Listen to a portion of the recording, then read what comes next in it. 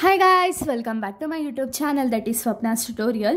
So ನೀವೇನ ನನ್ನ ಚಾನಲ್ಗೆ ಸಬ್ಸ್ಕ್ರೈಬ್ ಆಗಿಲ್ಲ ಅಂದರೆ ಪ್ಲೀಸ್ ಸಬ್ಸ್ಕ್ರೈಬ್ ಆಗಿ ವಿಡಿಯೋಸ್ನ ಲೈಕ್ ಮಾಡಿ ಶೇರ್ ಮಾಡಿ ಹಾಗೆ ಕಮೆಂಟ್ ಮಾಡಿ. ಸೊ ಇವತ್ತು ನಾನು ಮಾಡ್ತಿರೋ ಸಬ್ಜೆಕ್ಟ್ ಯಾವುದು ಅಂದರೆ 6M BComನ AFM ಸಬ್ಜೆಕ್ಟ್ನ ಎಕ್ಸ್ಪ್ಲೈನ್ ಮಾಡ್ತೀನಿ. ಸೊ ತುಂಬ ಜನ ಕೇಳ್ತೀರಿ ಪ್ರಾಬ್ಲಮ್ಸ್ನ ಸಾಲ್ವ್ ಮಾಡಿ ಅಂತ ಹೇಳಿ. ಸೊ ಈ ಒಂದು ವಿಡಿಯೋದಿಂದ ಪ್ರಾಬ್ಲಮ್ಸ್ನ ಸಾಲ್ವ್ ಮಾಡ್ತಾ ಹೋಗ್ತೀನಿ. ಸೊ AFMನಲ್ಲಿ ಚಾಪ್ಟರ್ 1 ಬಂದುಬಿಟ್ಟು ಡಿವಿಡೆಂಡ್ ಡಿಸಿಷನ್ ಆ್ಯಂಡ್ ಥಿಯರೀಸ್ ಅಂತ ಹೇಳಿ. ಸೊ ನಾನು ಪ್ರೀವಿಯಸ್ ವಿಡಿಯೋದಲ್ಲಿ ನಾನು ಪಾರ್ಟ್ 1ನ ಎಕ್ಸ್ಪ್ಲೈನ್ ಮಾಡಿದೆ. ಸೊ ಪ್ರೀವಿಯಸ್ ವಿಡಿಯೋದಲ್ಲಿ ಥಿಯರಿ ಪಾರ್ಟ್ನ ಕಂಪ್ಲೀಟಾಗಿ ಎಕ್ಸ್ಪ್ಲೈನ್ ಮಾಡಿದೆ. ಸೊ ಈ ಒಂದು ವಿಡಿಯೋದಲ್ಲಿ ಪ್ರಾಕ್ಟಿಕಲ್ ಅಂದರೆ ಪ್ರಾಬ್ಲಮ್ಸ್ನ ಈ ಒಂದು ವಿಡಿಯೋದಿಂದ ಸ್ಟಾರ್ಟ್ ಮಾಡ್ತಾ ಹೋಗ್ತೀನಿ. ಸೊ ನಾನು ಆಗಲೇ ಹೇಳಿದೆ ನಿಮಗೆ ತ್ರೀ ಟೈಪ್ಸಲ್ಲಿ ಒಂದು ಪ್ರಾಬ್ಲಮ್ಸ್ ಅನ್ನೋದನ್ನ ನಾವು ಈ ಒಂದು ಚಾಪ್ಟರಲ್ಲಿ ಸಾಲ್ವ್ ಮಾಡ್ತಾ ಹೋಗಬೇಕು. ಫಸ್ಟ್ ಅದರಲ್ಲಿ ನಾನು ಯಾವ ಪ್ರಾಬ್ಲಮ್ನ ಸಾಲ್ವ್ ಮಾಡ್ತೀನಿ ಅಂದರೆ ವಾಲ್ಟರ್ ಮಾಡೆಲ್ ಬೇಸಿಸ್ ಮೇಲೆ ಪ್ರಾಬ್ಲಮ್ಸ್ ಅನ್ನೋದನ್ನ ಫಸ್ಟ್ ಪ್ರಾಬ್ಲಮ್ನ ನಾನು ಇಲ್ಲಿ ಸ್ಟಾರ್ಟ್ ಮಾಡ್ತಿದ್ದೀನಿ. ಓಕೆನಾ? ವಾಲ್ಟರ್ಸ್ ಮಾಡೆಲಲ್ಲಿ ಇದು ಫಸ್ಟ್ ಪ್ರಾಬ್ಲಮ್ ಆಗಿದೆ. ಇದು ತುಂಬ ಸಿಂಪಲ್ ಪ್ರಾಬ್ಲಮ್. ಸೊ ಈ ಒಂದು ಪ್ರಾಬ್ಲಮ್ ನೀವು ಕಲ್ತ್ರಿ ಅಂದರೆ ನಿಮಗೆ 12 ಮಾರ್ಕ್ಸ್ ಇದೇ ಥರ ಪ್ರಾಬ್ಲಮ್ಸ್ನೇ ಕೊಡೋದು. ಸೊ ಇದು ಇದೇ ಥರನೇ ನೀವು ಯಾವುದೇ ಒಂದು ಕ್ವಶನ್ ಬಂದ್ರೂ ವಾಲ್ಟರ್ಸ್ ಮಾಡೆಲಲ್ಲಿ ಇದೇ ಥರನೇ ನೀವು ಸಾಲ್ವ್ ಮಾಡ್ತಾ ಹೋಗಬೇಕಾಗುತ್ತೆ. ಸೊ ಇವಾಗ ನೋಡಿ ನಮಗೊಂದು ಕ್ವಶನ್ ಇದೆ. ಏನು ಅಂದರೆ given the following information about the Z limited, show the effect of dividend policy on the market prices of its shares using the Walters model. So ಇಲ್ಲಿ ನಮಗೆ ಇನ್ಫಾರ್ಮೇಷನ್ ಅನ್ನೋದನ್ನ ಕೊಟ್ಟಿದ್ದಾರೆ. ಯಾವ ಬೇಸಿಸ್ ಮೇಲೆ ಅಂದರೆ ಝೆಡ್ ಲಿಮಿಟೆಡ್ ಬೇಸಿಸ್ ಮೇಲೆ ನಮಗೆ information ಅನ್ನೋದನ್ನ ಕೊಟ್ಟಿದ್ದಾರೆ. ಸೊ ಇಲ್ಲಿ ನಾವೇನು ಮಾಡಬೇಕು ಅಂದರೆ ಮಾರ್ಕೆಟ್ ಪ್ರೈಸು ಅಂದರೆ ಡಿವಿಡೆಂಡ್ ಪಾಲಿಸಿ ಯಾವ ರೀತಿ ಎಫೆಕ್ಟ್ ಆಗುತ್ತೆ ಮಾರ್ಕೆಟ್ ಪ್ರೈಸಲ್ಲಿ ಅಂತ ಹೇಳಿ ನಾವು ವಾಲ್ಟರ್ಸ್ ಮಾಡೆಲಿಂದ ನಾವಿಲ್ಲಿ ಪ್ರಾಬ್ಲಮನ್ನು ಸಾಲ್ವ್ ಮಾಡ್ತಾ ಹೋಗಬೇಕಾಗುತ್ತೆ. ನಮಗೆ ಕೊಟ್ಟಿರೋ ಇನ್ಫಾರ್ಮೇಷನ್ ಏನೇನು ಅಂದರೆ ಈಕ್ವಿಟಿ ಕ್ಯಾಪಿಟಲೈಸೇಷನ್ ರೇಟ್ ಎಷ್ಟು ಕೊಟ್ಟಿದ್ದಾರೆ ಅಂದರೆ 12%. EPS ಬಂದು ಅರ್ನಿಂಗ್ ಪರ್ ಶೇರ್ ಬಂದುಬಿಟ್ಟು 8 ರೂಪೀಸ್ ಅಂತ ಹೇಳಿ ಕೊಟ್ಟಿದ್ದಾರೆ. Next assume rate of investment ಎಷ್ಟು ಕೊಟ್ಟಿದ್ದಾರೆ ಅಂದರೆ 15%, 10%, 12% ಕೊಟ್ಟಿದ್ದಾರೆ. ಕಂಪನಿ ಪೇಔಟ್ ರೇಷಿಯೋ ಏನಿದೆ ಅಂದರೆ 25%, 50%, 75%. ಸೊ ಇವಾಗ ನಾನು ಫಸ್ಟೇ ಯಾವ ರೀತಿ ಸಿಂಪಲ್ಲಾಗಿ ಈ ಒಂದು ಸಮ್ನ ಮಾಡಬೇಕು ಅಂತ ಹೇಳಿ ಫಸ್ಟೇ ಹೇಳ್ತಿದ್ದೀನಿ. ಸೊ ನೋಡಿ ಇಲ್ಲಿ ನಮಗೆ ಇಲ್ಲಿ ಯಾವ ಬೇಸಸ್ ಮೇಲೆ ತಗೊಳ್ತೀವಿ ಅಂದರೆ ಈಕ್ವಿಟಿ ಕ್ಯಾಪಿಟಲೈಸೇಷನ್ ರೇಟ್ ಅನ್ನೋದನ್ನ ನಾವು KE ಅಂತ ಹೇಳಿ ಕನ್ಸಿಡರ್ ಮಾಡ್ತೀವಿ. ಸೊ KE ನಿಮಗೆ ಯಾವುದಾದ್ರು ಪರ್ಸೆಂಟೇಜ್ ಕೊಟ್ಟಿರಲಿ, ವೆದರ್ ಇಟ್ ಮೇ ಬಿ 12% ಕೊಟ್ಟಿರಲಿ, 10% ಕೊಟ್ಟಿರಲಿ, ಯಾವುದೇ ಪರ್ಸೆಂಟೇಜ್ ಕೊಟ್ಟರು ಸಹ ನೀವೇನು ಮಾಡಬೇಕು ಅಂದರೆ ಅದನ್ನು ನೀವು 0 ಸೀರೀಸಲ್ಲಿ ಕನ್ವರ್ಟ್ ಮಾಡ್ಕೋಬೇಕಾಗುತ್ತೆ. ಯಾವ ರೀತಿ ಕನ್ವರ್ಟ್ ಮಾಡ್ಕೊಳ್ಳೋದು ಅಂದರೆ ಸೊ ನೋಡಿ ಇಲ್ಲಿ ಇದೊಂದು 12% ಅಲ್ವಾ ಕೊಟ್ಟಿರೋದು. KE ನಮಗೆ ಯಾವಾಗಲೂ 0 ಟೈಪಲ್ಲಿ ಇರಬೇಕು.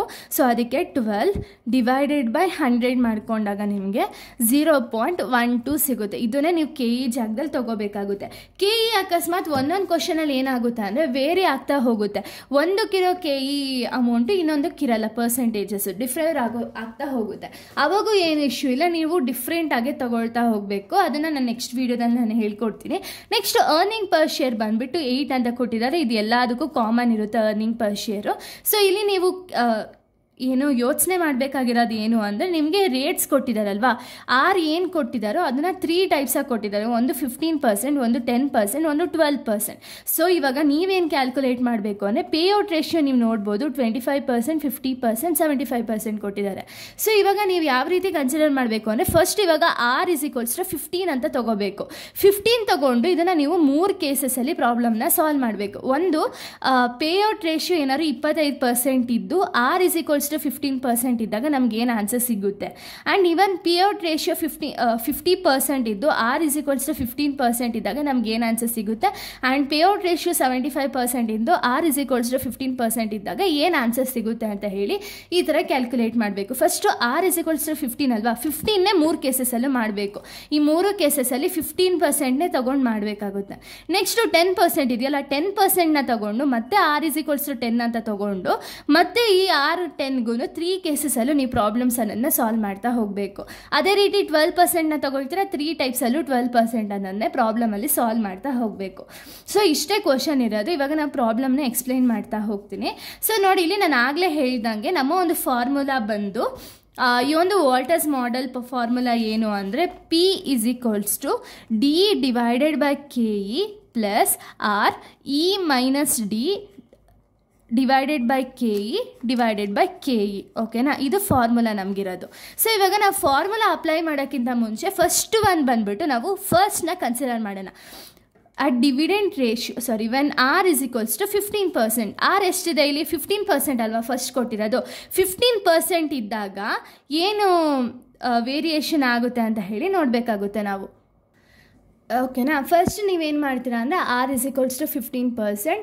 ಸೊ ಇಲ್ಲಿ ಬ್ರ್ಯಾಕೆಟಲ್ಲಿ ಹಾಕೊಳ್ಳಿ ಏನು ಅಂದರೆ R is greater than K. ಅಂದರೆ ನೀವು ಇಲ್ಲಿ 3 ಕೇಸಸಲ್ಲಿ ಅಲ್ವಾ ಪ್ರಾಬ್ಲಮ್ನ ಸಾಲ್ವ್ ಮಾಡೋದು. ಒಂದು ಆರ್ ಇಸ್ ಗ್ರೇಟರ್ ದ್ಯಾನ್ ಕೆನ ಮಾಡ್ತೀರಾ, ಇನ್ನೊಂದು ಆರ್ ಇಸ್ ಲೆಸರ್ ದ್ಯಾನ್ ಕೆನ ಮಾಡ್ತೀರಾ, ಇನ್ನೊಂದು R is equal to K ಮಾಡ್ತೀರಾ. ಬಿಕಾಸ್ ಇಲ್ಲಿ 3 ಟೈಪ್ಸ್ ನಮಗೆ ಕೊಟ್ಟಿರೋದು.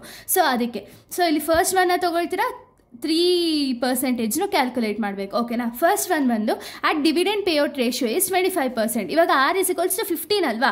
ಫಸ್ಟ್ ಯಾವುದಿದೆ ಪೇಔಟ್ ರೇಷಿಯೋ, ಫಸ್ಟ್ ಒನ್ನೇ 25% ಇರೋದಲ್ವಾ. ಸೊ ಅದಕ್ಕೆ at dividend payout ratio is 25%.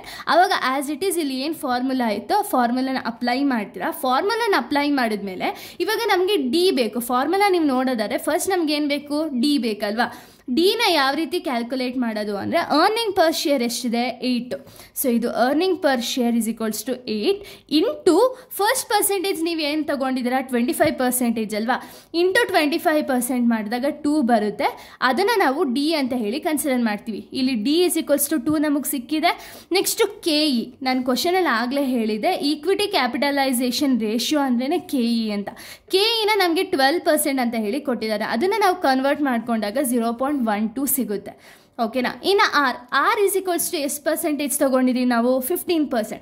15% ನಾವು ಕನ್ವರ್ಟ್ ಮಾಡ್ಕೋಬೇಕಾಗುತ್ತೆ. 15% ಯಾವ ರೀತಿ ಕನ್ವರ್ಟ್ ಮಾಡ್ಕೊಳ್ಳೋದು, 15 ಡಿವೈಡೆಡ್ ಬೈ 100 ಮಾಡಿದಾಗ ಆರ್ ಇಸ್ ಈಕ್ವಲ್ಸ್ ಟು 0.15 ತೊಗೋಬೇಕು 15. ನೆಕ್ಸ್ಟು ಈ ಅರ್ನಿಂಗ್ ಪರ್ ಶೇರ್ ಎಷ್ಟಿದೆ ನಮಗೆ ಕ್ವಶನಲ್ಲಿ ಅವರೇ ಹೇಳಿದ್ದಾರೆ 8 ಅಂತ ಹೇಳಿ 8 ಅಂತ ಕನ್ಸಿಡರ್ ಮಾಡ್ತೀವಿ. ಇನ್ನು ಡಿ ಬಂದು ನಾವು ಆಲ್ರೆಡಿ ಕ್ಯಾಲ್ಕುಲೇಟ್ ಮಾಡಿದ್ದೀವಿ 2 ಅಂತ 2ನ ತೊಗೊಳ್ತೀವಿ.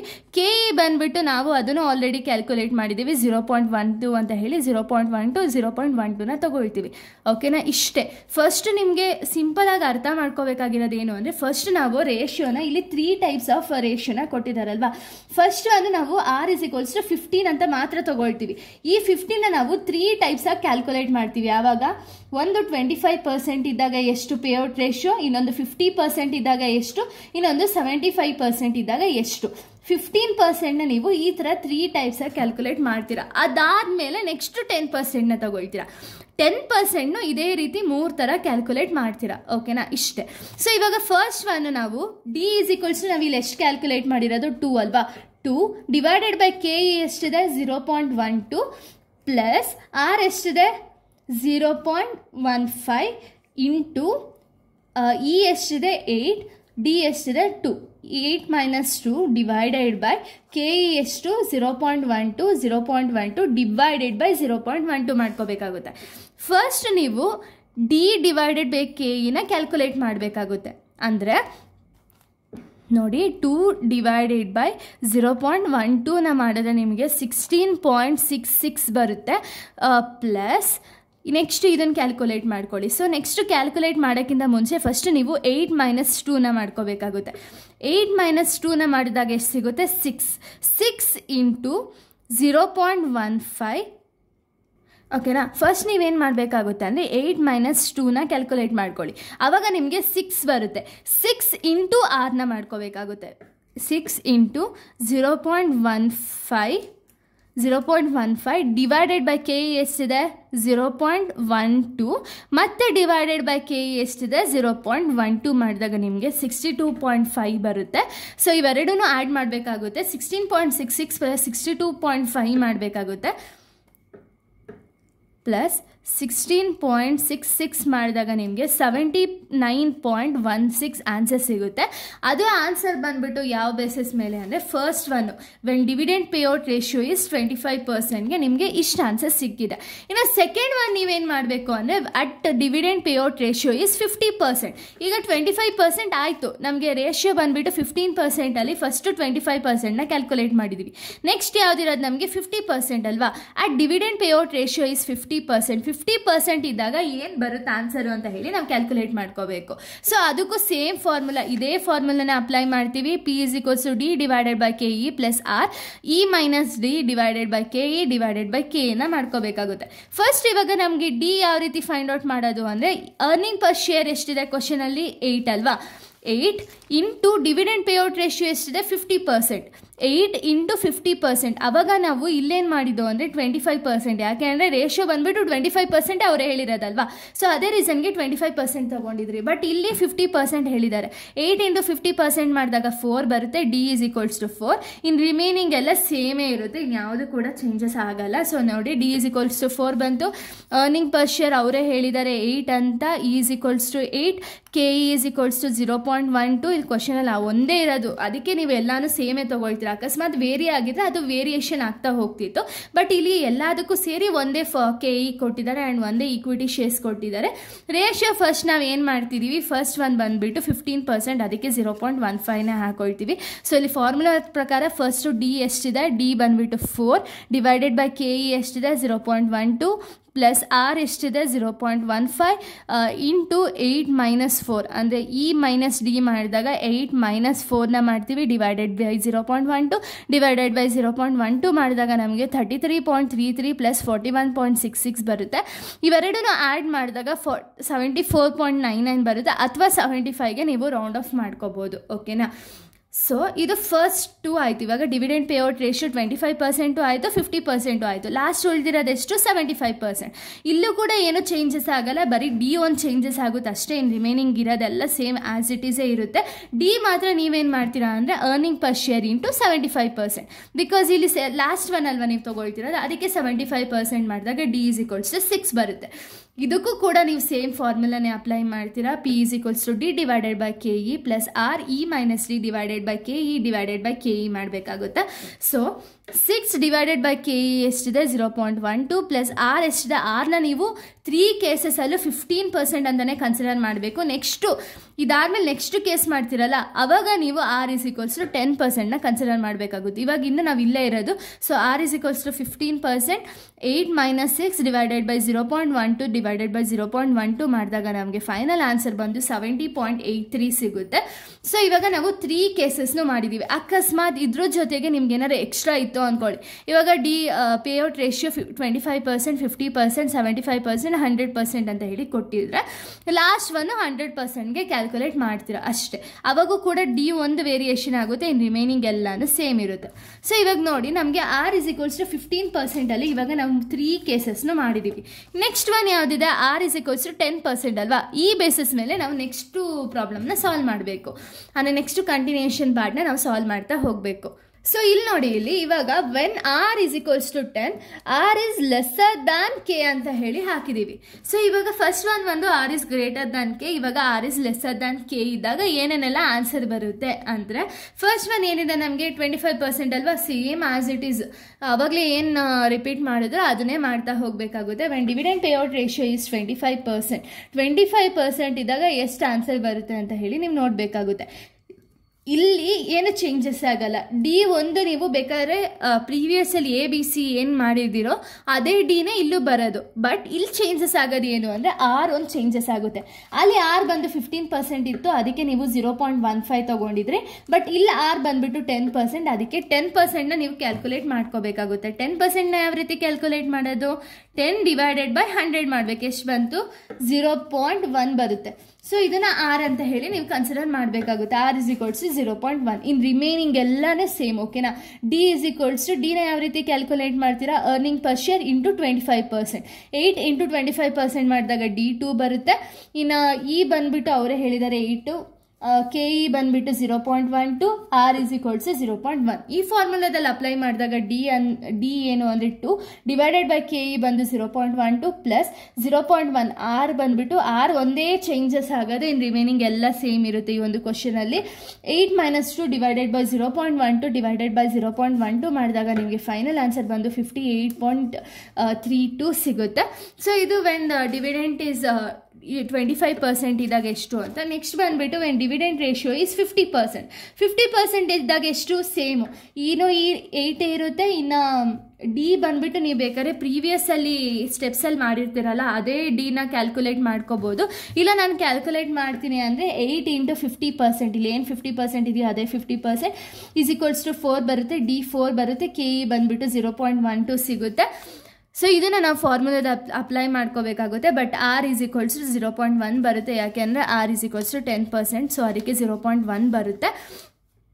Next 4 divided by 0.12 plus 0.1 into 8 minus 4 divided by 0.2 divided by 0.2 ಮಾಡಿದಾಗ ನಮಗೆ 61.10 ಆನ್ಸರ್ ಸಿಗುತ್ತೆ. ಇದು ಕೇಸ್ 2 ಆಗಿದೆ. ನೆಕ್ಸ್ಟ್ ಬಂದುಬಿಟ್ಟು ವೆನ್ ಡಿವಿಡೆಂಡ್ ಪೇಔಟ್ ರೇಷಿಯೋ ಈ 75%. 75% ಇದ್ದಾಗ ಎಷ್ಟು? ಆರ್ ಬಂದುಬಿಟ್ಟು ಇಲ್ಲಿ ಸೇಮೇ ಇರುತ್ತೆ. ಆರ್ ಇಸ್ ಈಕ್ವಲ್ಸ್ ಟು 10% ಅಲ್ವಾ.